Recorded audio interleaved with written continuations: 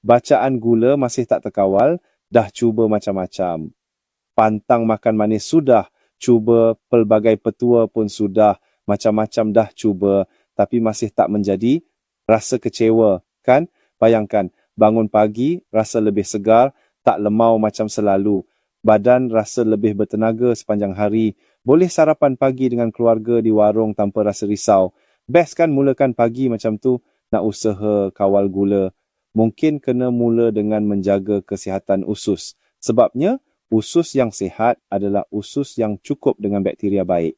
Bila bakteria baik mencukupi, usus dapat menyerap khasiat daripada makanan dengan lebih berkesan. Yang penting untuk membekalkan tenaga yang stabil sepanjang hari.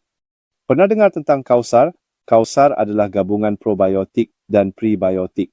Ia membantu merangsang pertumbuhan bakteria baik dalam usus.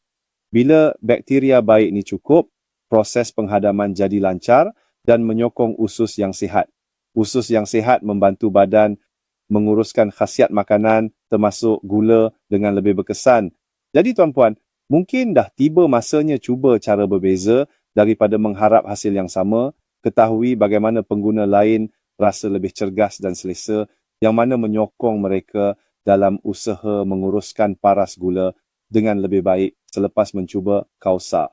Baca pengalaman mereka di laman web bawah.